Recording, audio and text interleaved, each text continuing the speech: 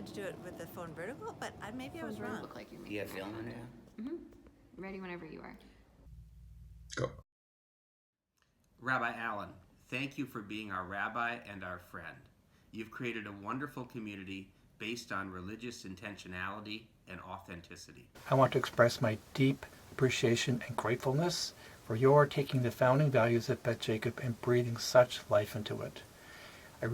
Quite an accomplishment. Drishat Shalom Talmud Torah. We're all very happy to send our greetings to you, the hundreds of kids who've gone through the school who are loyal and devoted members of Beth Jacob and have been inspired by your leadership and your teaching. All join with me symbolically at this moment to wish you Mazal Tov and Yishar Kochacha. That day in Postville, when I took our kids, and it arguably had a lifelong impact on all of us. So I was not opposed so much as I was quizzical about what the value added was for a pulpit rabbi at a congregation. All that changed when I first met Rabbi Allen.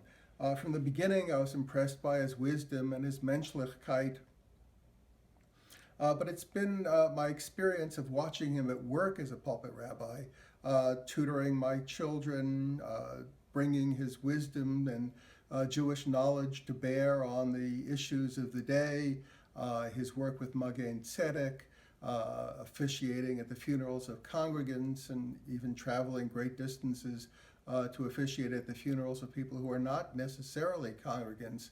That really sort of changed my vision of what a pulpit rabbi brings to a community. And is arranging a Shiva Minyan in our home in Shoreview in the middle of a February blizzard will never be forgotten. When my mom was sick, a lot of what was going on for her was some old Holocaust trauma, but she didn't really feel comfortable talking to a psychologist about it. So I said, talk to Rabbi Allen.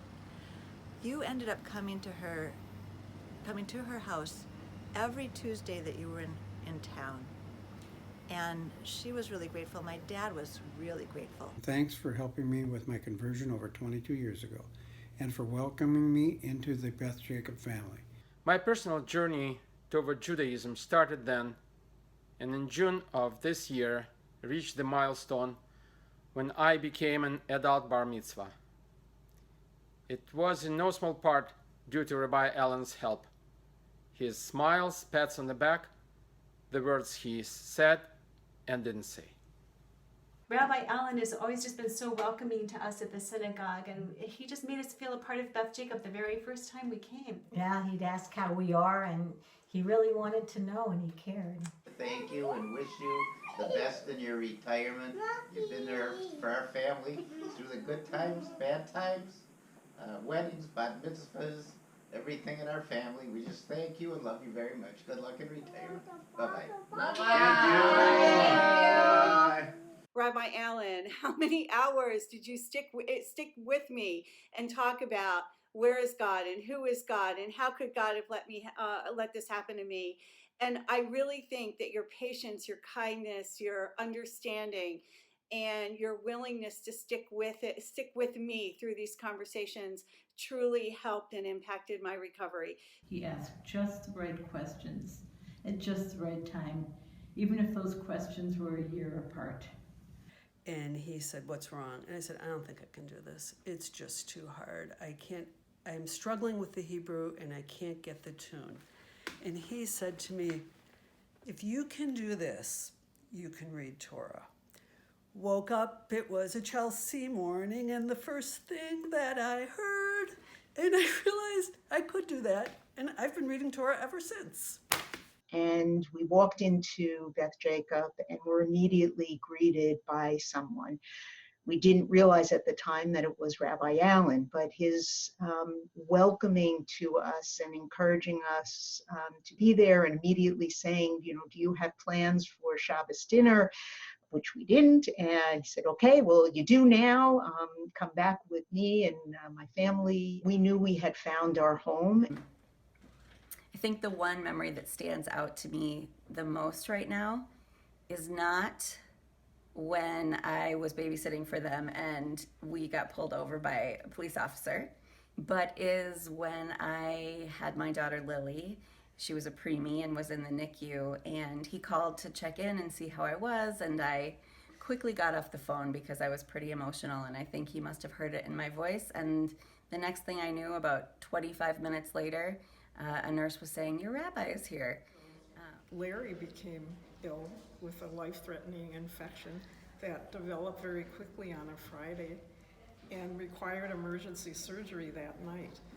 When Rabbi Allen became aware of our situation that Shabbat, he came to be with us at the hospital as soon as was possible.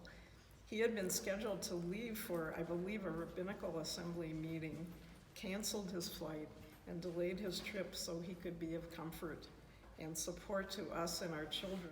This depth of support from him and Phyllis continued for the 6 months of recovery and beyond. We'll never forget it. But you gave Fernand the death and the Jewish funeral that she would have hoped for, having embraced Judaism and loving being Jewish. And you allowed her to have that. Ellie came in with me to meet with you one time, and she had a concern that she shared about becoming a different faith than her older siblings would be. And so you talked with her, and one of the things you said is that it's sort of like baseball, that you sometimes get traded or switched to another team, but you're still all playing the same game. And I was very, very upset that I had to go back to graduate school again. And we went to Friday night services that night. And We used to go every Friday night. so we were at services that night, and somehow Morris, the one thing about Morris that I find very wonderful is his intuitive nature. Could tell I was really upset. And I think he asked, and I said, I'm just really upset about, what's going on here. And so he said, well, come over for Shabbat dinner. And this was Friday, right before Shabbat dinner. Yeah, this was... So he invited us over, and I walked with him. Linda rode there, and when we got there, the table was set already. It had 2 extra settings. I know he didn't call Phyllis on a Shabbat, but somehow, I don't know whether he has a Morse code or somehow she knew that there were Wait a 2. minute, Morris code. Yeah. Best wishes for everything and everything that you do, to Phyllis, to the kids, mazal, bracha, and briut. So, chazak ve'matz. It's really sad that you're retiring, but yeah.